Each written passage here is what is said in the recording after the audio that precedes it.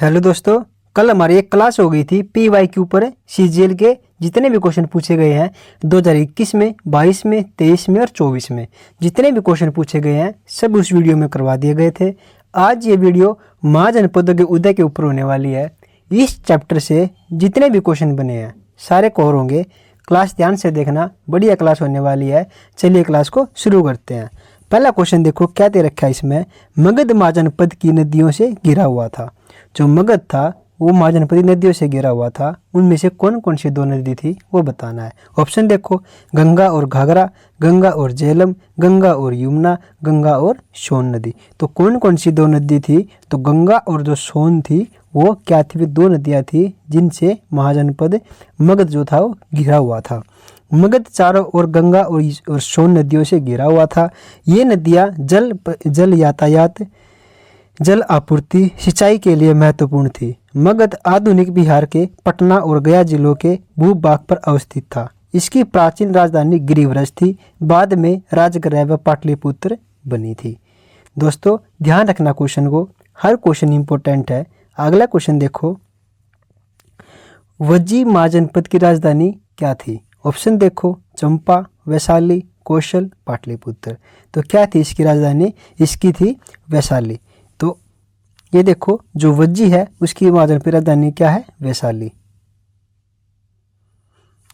नीचे इसके अलावा और भी राजधानी दे रखी हैं जो पेपर में आने के पूरे चांस क्रिएट करती हैं। देखो महाजनपद की राजधानी अंग की चंपा, मगध की राजगृह और पाटलिपुत्र, वत्स की कौशाम्बी, कौशल की श्रावस्ती, मल की कुशीनारा और पावा, अश्मक की पोतन, काम्बोज की हाटक। दोस्तों आपने रिवाइज करने हैं ये बार बार ताकि आपको पेपर के टाइम पे याद रहे। राजगृह किस महाजनपद की प्रथम राजधानी थी? जो राजगृह थी वो किस महाजनपद की राजधानी थी? आपने अभी जस्ट ऊपर पढ़ा है, तो आप ये बताओ इसका आंसर क्या होगा? तो इसका आंसर हो जाएगा मगध। देखो राजगृह मगध महाजनपद राजधानी प्रथम राजधानी थी। यह बिहार में नालंदा जिले में स्थित एक ऐतिहासिक और धार्मिक महत्व का स्थल है। पौराणिक साहित्य के अनुसार यहाँ ब्रह्मा की पवित्र यज्ञ भूमि, संस्कृति, वैभव और केंद्र था। जैन धर्म के 20वें तीर्थंकर मुनि सर्वनाथ स्वामी के गर्भ जन्म तप ज्ञान एवं 24वें तीर्थंकर भगवान महावीर जी की साधना भूमि की यहीं से होती है। ठीक है, क्वेश्चन को ध्यान रखना। क्वेश्चन को आप एक पॉइंट ऑफ व्यू से देखना कि इस क्वेश्चन में कहाँ से कहाँ तक का लेवल क्रिएट किया गया है।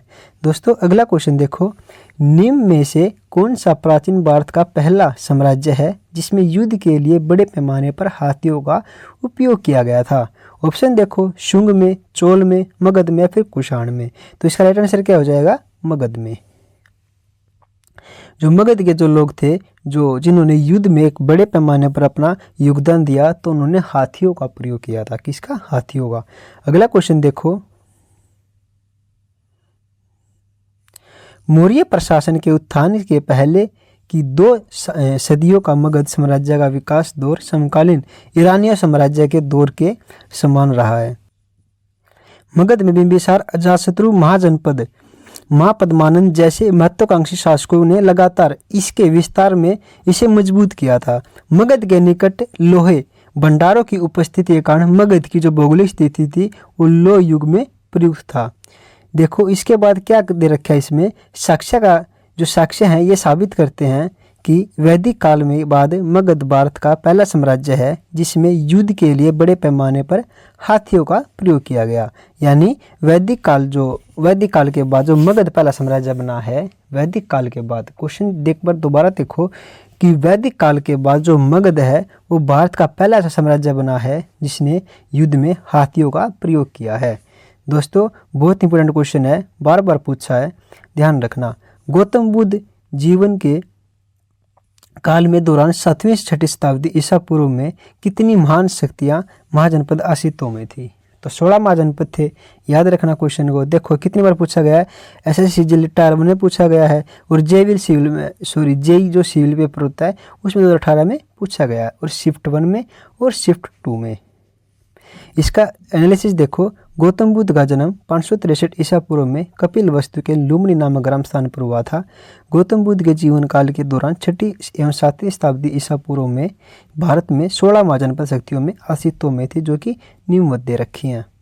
वत्स, कौशाम्बी, काशी, वाराणसी, अंग, चंपा, मगध, गिरिव्रज, वज्जी, वैशाली, कौशल, श्रावस्ती, अवंती, उज्जैन, मल्ल, कुशावती, पांचाल, अहिछत्र, कंपिल्य, चेदी, शक्तिमती या शक्तिवती और चेदी, इंद्रप्रस्थ, मत्स्य, विराटनगर, गंधार, तक्षशिला, अश्मक, पोटन, सूरसेन, मथुरा, कंबोज, हाटक और राजपुर।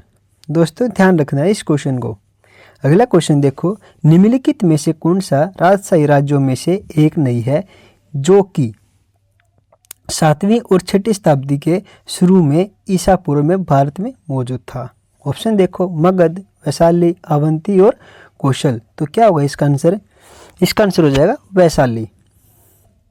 देखो, महाजनपद में काल में वज्जी, वैशाली, मल्ल, कुशावस्ती संघ थे। ऐसे राज्यों का शासन राजा द्वारा न होकर गण संघ द्वारा होता था, जबकि महाजनपद में राजा द्वारा शासन करते थे, परंतु कुछ में अलग प्रकार के शासन व्यवस्था होती थी। क्वेश्चन ध्यान से देखना और इसका ध्यान से रिवीजन करना। अगला क्वेश्चन देखो, बौद्ध का कौन सा बौद्ध ग्रंथ 16 महाजनपदों में उल्लेख करता है? तो कौन सा जो ग्रंथ है जो 16 महाजनपदों के बारे में बताता है? ऑप्शन देखो, दीर्घ निकाय, सूत्र पिटक, अंगुत्तर निकाय, फिर पिटक। जो अंगुत्तर निकाय है वो इनके बारे में बताता है। आगे क्वेश्चन देखो,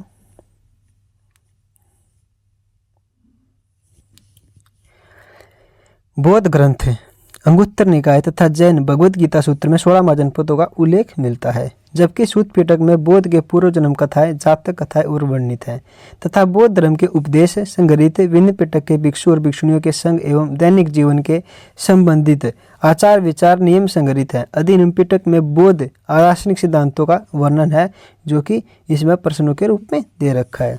प्राचीन चंपा शहर को डैश महाजनपद की राजधानी माना जाता है। तो किसकी राजधानी माना जाता है? ऑप्शन देखो, काशी, मत्स्य, अंग और वज्जी। तो इसका आंसर हो जाएगा अंग। अंग की जो राजधानी है वो चंपा है। प्राचीन चंपा शहर को अंग महाजनपद की राजधानी का माना जाता है। दोस्तों इस वीडियो में बस इतने क्वेश्चन करेंगे इस महाजनपद टॉपिक से। 2021 में, 2022 में, 2023 में, 2024 में यही क्वेश्चन पूछे गए हैं। दोस्तों कैसी लगी वो क्लास कमेंट सेक्शन जरूर बताइएगा।